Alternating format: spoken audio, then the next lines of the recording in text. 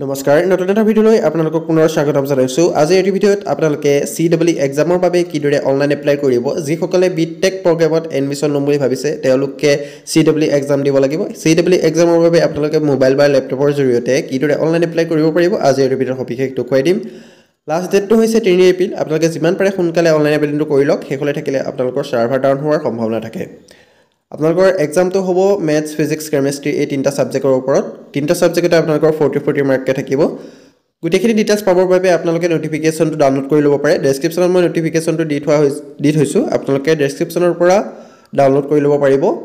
online apply কৰিবৰ বাবে আষ্টৰ যেটো অফিচিয়েল ৱেবসাইটটো আপোনালোকে লগইন কৰি ল'ব astu.ac.in আপোনালোকে সাৰ্চ কৰিব পাৰে আপোনালোকে মোবাইলৰ স্ক্ৰিনত পৰা আপোনালোকে সাৰ্চ কৰিলে পাই যাব CEE 2024 online application submission click here আপোনালোকে দেখিবলৈ পাইছে গ্ৰীন ইয়েলো কালাৰ যেটো লিখিত হৈছিল সেই অপচনটো আপোনালোকে ক্লিক কৰিব তাৰ পিছত আপোনালোকে দেখিবলৈ পাব combined entrance examination 2024 CEE 2024 admission to BTech first semester program in the State of Assam দেখিছে আপোনালোকে তাৰ পিছত আপোনালোকে ৰেজিষ্টাৰ নাও অপচনটোত ক্লিক কৰিব প্ৰথমতে আপোনালোকে ৰেজিষ্ট্ৰেচনটো কৰিব লাগিব ক্যান্ডিডেট নেম দিব তাৰ পিছত আপোনাৰ যেটো মোবাইল নম্বৰ আছে মোবাইল নম্বৰ ইমেইল আইডি এটা পাসওয়াৰ্ড সেট কৰিব পাসওয়াৰ্ডটো পুনৰ কনফাৰ্ম কৰিব আপোনাৰ নামটোৰ পাছত @123 তেনেকৈ আপুনি এটা ষ্ট্ৰং পাসওয়াৰ্ড আপোনালোকে সেট কৰি ল'ব প্ৰথমতে আপোনালোকে ৰেজিষ্ট্ৰেচন কৰিব ৰেজিষ্ট্ৰেচন কৰাৰ পাছত আপোনালোকে লগইন কৰি এপ্লিকেশন ফৰ্মখন ফিল আপ কৰিব লাগিব দেখিছে মই প্ৰথমতে ৰেজিষ্ট্ৰেচনটো কৰি লৈছো পাসওয়াৰ্ডটো আপোনালোকে মনত থকা এটা পাসওয়াৰ্ড দিব পাসওয়াৰ্ড তাৰ পৰা পুনৰ পাসওয়াৰ্ডটো কনফাৰ্ম কৰিব ৰেজিষ্টাৰ অপচনটো ক্লিক কৰি দিব ৰেজিষ্টাৰ অপচনটো ক্লিক কৰি দিয়াৰ লগে লগে দেখিছে আপোনাৰ ইওৰ এপ্লিকেশন নং ইজ আপোনালোকৰ আহি যাব ওপৰত টপ আপটো আপোনালোকে এপ্লিকেশন নংটো কপি কৰি ল'ব এইদৰে ইউ হেভ সাকসেসফুলি ৰেজিষ্টাৰ্ড দিছে মোৰ ৰেজিষ্ট্ৰেচনটো কমপ্লিট হৈ গৈছে ৰেজিষ্ট্ৰেচন কমপ্লিট হোৱাৰ লগে লগে আপুনি যেটো মোবাইল নম্বৰ দিছে সেই মোবাইল নম্বৰটো মেছেজত আপোনাৰ যেটো এপ্লিকেশন নাম্বাৰ আৰু পাসওয়াৰ্ড আছে হেতু সেন্ড কৰা হয় যদি আপোনালোকে কপি কৰিবলৈ পাহৰি গৈছে তেতিয়াও আপোনালোকে চিন্তা কৰাৰ প্ৰয়োজন নাই আপোনালোকৰ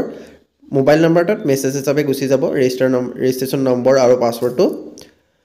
তাৰ পিছত আপোনালোকে সক যেটো এপ্লিকেশন নম্বৰ আছে এপ্লিকেশন নম্বৰটো ফিল আপ কৰিব পাসওয়াৰ্ডটো ফিল আপ কৰিব তাৰ পিছত আপোনাৰ যেটো লগইন অপচন আছে লগইন অপচনটোত ক্লিক কৰি আপোনালোকে লগইন কৰি ল'ব যে মই লগইন কৰি ৰখাই দিছো লগইন কৰাৰ লগে লগে দেইছে ইউ আৰ সাকসেসফুলি লগইন কৰাৰ লগে লগে আপোনাৰ সম্পূৰ্ণ ডিটেইলছখিনি ইয়াত শো কৰিব ৰেজিষ্ট্ৰেচন কৰোতে আপোনালোকে যিখিনি ফিল আপ কৰিছিলে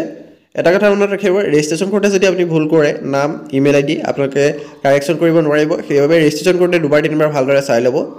তাৰ পিছত আপোনালোকে এপ্লিকেশন ফৰ্ম অপচনটোত ক্লিক কৰিব সাইডত আপোনালোকে দেখিবলৈ পাইছে মই কাৰ্চেনি দেখুৱাই দিছো এপ্লিকেশন ফৰ্ম অপচনটোত ক্লিক কৰাৰ লগে লগে কিছুমান ইনষ্ট্ৰাকচন আহিব এইখিনি আপোনালোকে নেক্সট কৰি দিব নেক্সট কৰি দিয়াৰ লগে লগে আপোনাৰ যিখন এপ্লিকেশন ফৰ্মখন আপোনালোকৰ খোল খাই যাব দিছে এপ্লিকেশন ফৰ্ম ইয়াত গুটেখিনি আপোনালোকে ফিল আপ কৰিব লাগিব যিসমূহত ৰেড ষ্টাৰ দিয়া আছে আপুনি সেইখিনি ডিটেইলছ ফিল আপ কৰাটো বাধ্যতামূলক নাম আপোনালোকৰ এইখিনি ফিল আপ হৈ থাকিব নামটো ফিল আপ হৈ থাকিব আপোনালোকৰ ফাদাৰ নেম মাদাৰ নেম আপোনালোকে শুদ্ধকৈ ফিল আপ কৰিব ডেট অফ বাৰ্থটো আপোনালোকে ক্যালেন্ডাৰৰ পৰা সিলেক্ট কৰি ল'ব ডেট অফ বাৰ্থটো সিলেক্ট কৰাৰ লগে লগে আপোনাৰ এজটো আপোনালোকৰ নিজে আহি যাব আপোনালোকে এজটো ফিল আপ কৰাৰ প্ৰয়োজন নাথাকে আপুনি ফাদাৰ নেম মাদাৰ নেম এইখিনি আপোনালোকৰ ডকুমেন্টত যিদৰে আছে আপোনালোকে ঠিক সেইদৰে ফিল আপ কৰি ল'ব তাৰ পিছত আপোনালোকে এইদৰে ক্যালেন্ডাৰৰ পৰা আপোনাৰ যেটো ডেট অফ বাৰ্থটো আপোনালোকে ফিল আপ কৰি ল'ব এইছে ডেট অফ বাৰ্থটো মই সিলেক্ট কৰি লৈছো তাৰ পিছত মোৰ এজটো আহি যাব এইদৰে দেইছে তাৰ পিছত চেণ্টাৰটো আপোনালোকে এক্সাম চেণ্টাৰ আপুনি কোনখন ডিস্ট্ৰিক্টত দিব বিচাৰে হেতু আপোনালোকে সিলেক্ট কৰি ল'ব মই যোৰহাটটো সিলেক্ট কৰিছো জেন্ডাৰ সিলেক্ট কৰিব তাৰ পিছত you are permanent resident in of Assam আপোনালোকক সোধা হৈছে ইয়েস কৰিব আপোনালোকে তাৰ পিছত আপোনালোকে কমিউনিকেশ্যন এড্ৰেছটো আপোনালোকে শুদ্ধকৈ ফিল আপ কৰিব পিন কোড দিব সিটি ডিস্ট্ৰিক্ট ষ্টেট আপোনালোকে এইখিনি নেশ্যনেলিটি এইখিনি আপোনালোকে সিলেক্ট কৰি ল'ব সেটো আপোনালোকে আসাম সিলেক্ট কৰি ল'ব তাৰ পিছত এটো নেশ্যনেলিটিটো আপোনালোকে ইন্ডিয়া সিলেক্ট কৰিব এসটিডি কোড এইখিনি আপোনালোকে ফিল আপ কৰাৰ প্ৰয়োজন নাথাকে ক্যাটাগৰীটো সিলেক্ট কৰি ল'ব আনৰিজাৰ্ভ নে ওবিসি এসসি আপোনাৰ যেটো কাষ্ট হয় কাষ্টটো সিলেক্ট কৰি দিব যদি ওবিসি হয় তেনেহলে মৰাণ মটক এইখিনি যদি আপোনালোকে ব্যাকগ্ৰাউণ্ডৰ পৰা বিলং কৰে তেনেহলে আপোনালোকে টিক মাৰ্ক দি ল'ব যদি আনৰিজাৰ্ভ হয় আনৰিজাৰ্ভটো সিলেক্ট কৰিব যদি এনসিসি এইখিনি আছে তেনেহলে টিক কৰিব যদি নাই নন অপচনটো টিক কৰিব ইডব্লিউএছ যদি আছে আপোনালোকে ইয়েস কৰিব পাৰে যদি নাই আপোনালোকে নো কৰিব তাৰপিছত ইয়াত এইখিনি সোধা হৈছে তাৰপিছত যদি আপোনালোকে গভৰ্ণমেণ্ট আপোনালোকে স্কুলৰ পৰা যদি পাছ কৰিছে আপোনালোকে হাই সেকেন্ডাৰী ক্লাছ 10 তেতিয়া আপোনালোকে ইয়েস কৰিব যদি নাই কৰা তেতিয়াহলে আপোনালোকে নো কৰিব তাৰপিছত আপোনালোকে ইয়াত সোধা হৈছে you are degree holder BSc আপোনালোকে যদি ডিগ্ৰী কমপ্লিট হৈছে তেনেহলে আপোনালোকে ইয়েস কৰিব যদি নাই হয় তেতিয়া আপোনালোকে নো কৰিব দেখিছে তাৰপিছত আপোনালোকে ফটো আৰু ছিগনেচাৰ আপলোড কৰিব লাগিব ফটো আৰু ছিগনেচাৰৰ সাইজটো দি থোৱা হৈছে আপোনালোকৰ 30 কেবিৰ ভিতৰত হ'ব লাগিব 35 কেবিৰ ভিতৰত হ'ব লাগিব বাকি লেন্থ আৰু ওয়েটটো দিয়া হৈছে আপোনালোকে সেইমতে ফটো আৰু ছিগনেচাৰ সাইজটো মিলাই ল'ব তাৰপিছত ডিক্লেৰেচনটো আপোনালোকে টিক মাৰ্ক দি সাবমিট অপচনটো ক্লিক কৰিব সাবমিট অপচনটো ক্লিক কৰাৰ লগে লগে আপোনাৰ ফৰ্মখন সাবমিট হৈ যাব তাৰ পৰা পেমেন্ট কৰা অপচনটো আপোনালোকৰ খোল খাব